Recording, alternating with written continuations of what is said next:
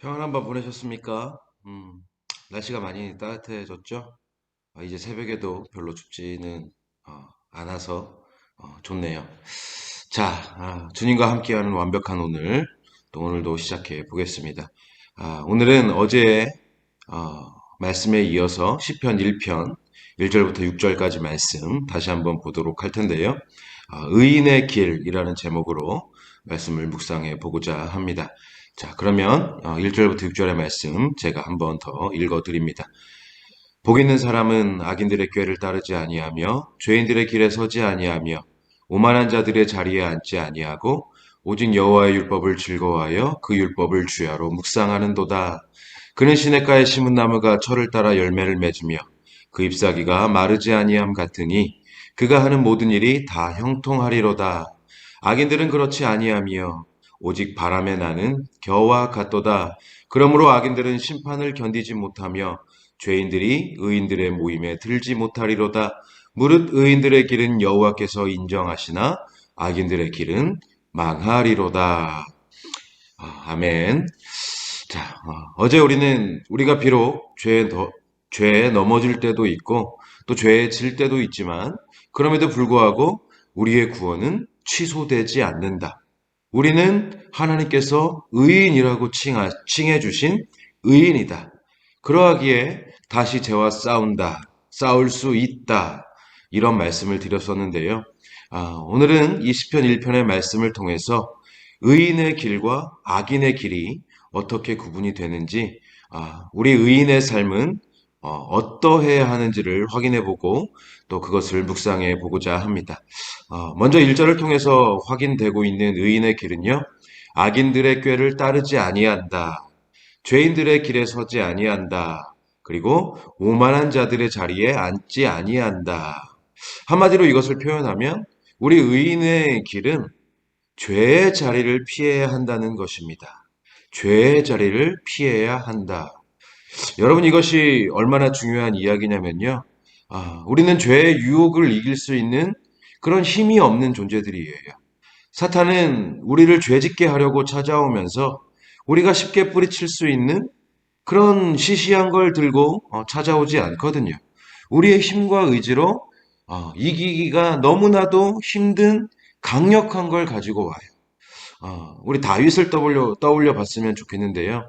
그 믿음 좋고 또 올곧은 의지를 가졌던 다윗이 어떻게 죄를 짓습니까?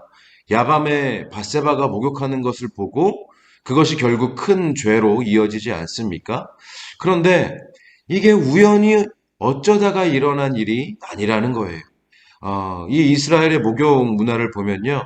여자들이 주로 늦은 밤에 지붕 위에서 목욕을 했다고 그래요. 그래서 남자들은 밤에 남의 집 지붕보다 높은 곳에 올라가지 않고 또 위에서 내려다보지 않는다는 이런 암묵적인 그 규례들이 있었다고 그래요.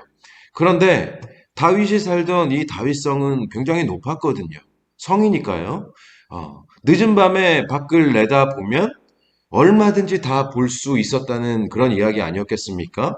그런데 이 다윗은 그걸 알고도 침상에 자려고 누웠다가 다시 일어나서 굳이 이 왕궁의 옥상으로 올라갔다는 거예요. 여러분, 이거 다분히 의도적인 행동이었다라는 말이죠. 다윗은 그 왕궁 옥상에 올라가지 말았어야 해요. 아니, 자려고 누웠다가 다시 일어나지 말았어야 해요. 그렇게 죄의 자리를 피했어야 했는데 그걸 피하지 못하고 그 목욕하는 장면을 보고 나니까 죄를 짓게 된 것 아닙니까? 죄의 자리에 있으면 죄를 지을 수밖에 없다는 것입니다. 하지만 이제 또 반대로 요셉을 우리가 또 보면요. 이 보디발의 아내가 요셉을 유혹할 때 이 요셉은 그 자리에서 어떻게 합니까? 도망쳐 버립니다. 윗도리를 놓고 나올 정도로 급하게 그 자리를 피함으로써 죄에서 피할 수 있었다는 것이죠. 여러분, 우리도요, 자기 자신을 절대로 과신해서는 안 됩니다. 나는 죄의 유혹과 공격을 이겨낼 수 있다? 이거 엄청난 착각이에요. 그리고 과거에 이겨냈다고 했을지라도 앞으로도 또 이겨낼 수 있다? 이건 더 큰 착각이에요. 되도록이면 죄의 자리를 피하고 또 멀리하는 것이 죄를 짓지 않는 지혜이다. 이 말씀을 지금 드리고 있는 것이고요. 이어서 2절과 3절에서 말씀하고 있는 의인의 길은 이게 진짜 시편 1편의 핵심인데요. 여호와의 율법을 즐거워하며 그의 율법을 주야로 묵상하는 도다라고 말씀을 하면서 이것을 시냇가에 심은 나무에 비유를 하고 있습니다. 자, 여기서 의인은 나무에 비유되고 있고 또 율법을 즐거워하고 율법을 주야로 묵상하는 것을 시냇가에 심기워진 것 이렇게 비유를 하고 있는데요. 즉, 이 말은 의인이 찾아야 하고 의인이 거해야 하는 자리는 시냇가라는 것입니다. 어떤 시냇가요? 철을 따라 열매를 맺고 잎사귀가 마르지 않게 항상 영양분을 공급받을 수 있는 그런 시냇가. 다시 말해서 말씀의 자리, 말씀이 공급되는 자리, 그 말씀을 즐거워하며 묵상할 수 있는 자리. 우리는 이런 자리를 찾아야 하고 그런 자리에 거해야 한다는 말씀입니다. 그리고 그 시냇가에 뿌리 내린 나무가 되어야 한다는 거예요. 늘 말씀의 공급을 받으며 말씀을 즐거워하고 그렇게 말씀의 자양분으로 열매를 맺는 삶. 말씀의 공급을 통해서 잎사귀가 마르지 않는 삶. 이것이 바로 의인의 길, 의인의 삶이라는 것입니다. 반대로 악인의 삶은 이 성경이 어떻게 표현하고 있냐면요. 4절을 보니까 바람에 나는 겨와 같도다 그럽니다. 바람에 나는 겨와 같도다. 여러분 이 바람에 나는 겨는요. 시냇가에 심겨진 나무와는 완전히 대조적으로 뿌리도 없고 중심도 없습니다.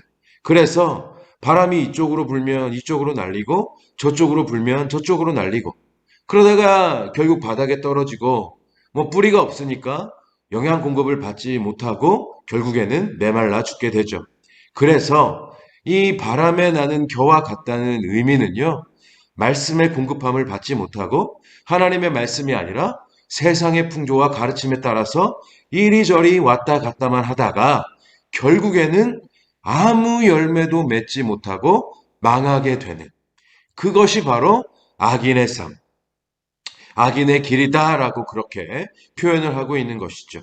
즉, 의인의 길과 악인의 길을 나누는 가장 큰 구분점이 뭡니까? 말씀의 공급하심을 받느냐, 받지 못하느냐. 삶 속에 말씀의 공급하심이 있느냐, 없느냐. 내가 지금 가고 있는 이 길의 방향성이 하나님의 말씀에 의한 결정이냐, 아니면 세상의 풍조와 가르침에 의한 결정이냐, 말씀의 공급하심을 받으면서 그 말씀을 따라 인생의 길을 결정하는 그것이 바로 의인의 삶이고 반대로 말씀의 공급하심 없이 세상을 따라서 인생의 길을 결정하는 것이 악인의 삶이라는 것입니다. 그리고 이 두 갈래의 길은요, 너무나도 큰 차이를 만들어내는데 말씀을 따르는 의인의 길은 우리가 계속해서 말씀을 제가 드렸지만 열매를 맺고 잎사귀가 마르지 않고 모든 일이 다 형통할 것이다. 하지만 반대로 세상을 따르는 악인의 길은 심판을 견디지 못하고 망할 것이다. 여러분, 우리는 의인입니다. 의인은요, 그냥 의인의 길을 가는 거예요. 여기로 갈까, 저기로 갈까? 선택이 아니에요. 그냥 정해진 길로 가야 하는 게 맞습니다. 말씀의 공급하심을 받으며 그 말씀을 따라서 인생의 길을 결정하는 것이 우리에게 정해진 길이다. 우리의 삶의 방식이다라는 말씀입니다. 물론 본문의 말씀처럼 그냥 우직하게 앉아서 밤낮으로 이 말씀을 묵상하는 그런 삶은요. 어쩌면 재미없는 삶일 수도 있고 또 뭐 세상 사람들이 봤을 때는 그다지 매력적이지도 않은 그런 삶일지도 모르겠어요. 바람에 나는 겨와 같은 그런 삶이 재미도 있고 뭐 매력적일 수 있습니다. 하지만 재미와 매력을 쫓는 삶은 절대로 영원할 수도 없고요. 열매도 맺지 못하고 결국 뭐가 된다? 마른 잎사귀가 되고 만다라는 것이죠. 그래서 진짜 내실 있는 삶은 잎사귀가 마르지 않는 삶, 열매를 맺는 삶, 영원을 추구하는 의인의 삶인 줄로 믿습니다. 아, 목사로 사는 저의 삶이 어떠냐고 혹시 누가 물어보신다면 저는 참 재밌다고 답할 것입니다. 이거 그냥 하는 이야기가 아니고요. 저 거짓말 안 하는 사람이잖아요. 그냥 하는 이야기가 아니에요. 요즘은 정말 이 시편 말씀을 묵상하고 또 준비하는 이 시간이 굉장히 기다려져요. 아침에 눈을 뜨면 이거부터 생각이 나요. 물론 영상을 찍고 또 이렇게 업로드하는 것이 아직은 좀 힘든데 그저 말씀을 묵상하고 말씀을 준비하는 그 일에만 전념할 수 있다면 저는 그만큼 좋은 삶이 없을 것 같아요. 그래서 하나님의 말씀을 묵상하고 말씀 전할 준비를 하는 일에 제 모든 시간과 또 제 모든 에너지를 쏟아낼 수 있는 그런 날이 속히 오기를 그렇게 기도를 하고 있습니다. 그래서 제 바람은요, 여러분도 매일매일 이 10분의 묵상의 시간을 통하여서 이 의인의 길이, 이 의인의 삶이 얼마나 재미지고 또 매력적인 삶인지를 맛보시고 어, 세상에 중독되는 것이 아니라 말씀에 중독이 되셨으면 좋겠어요. 자, 결론적으로 우리는 의인입니다. 의인의 길, 의인의 삶은 정해져 있습니다.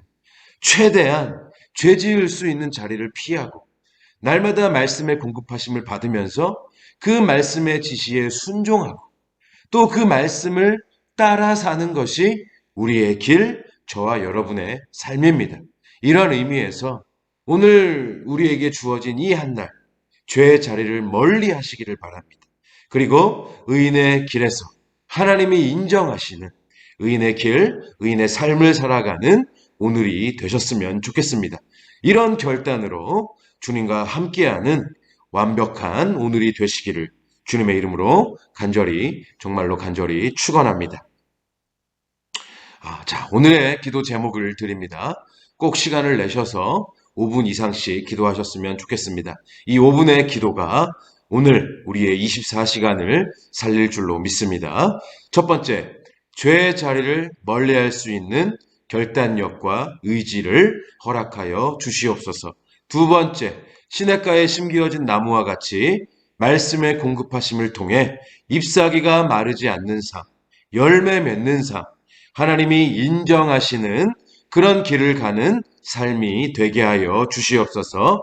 세 번째, 오늘 수요일 온맘교회에 함께 예배드릴 성도님들을 보내주시고 또 오늘 있을 전도의 시간에 예비하신 영혼들을 만나고 인도하는 역사를 허락하여 주소서.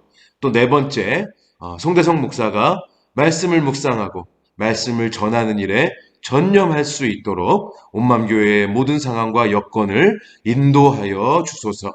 그리고 다섯 번째, 오늘부터 새 학기를 시작하는 우리 자녀들, 코로나를 비롯한 세상의 모든 위험과 모든 위험으로부터 지켜 보호, 인도하여 주소서. 좋은 선생님들, 또 좋은 친구들 만날 수 있도록 하나님께서 함께하여 주소서. 우리 이 기도 제목을 가지고 5분 이상씩 꼭 기도하셨으면 좋겠습니다. 기도하시겠습니다.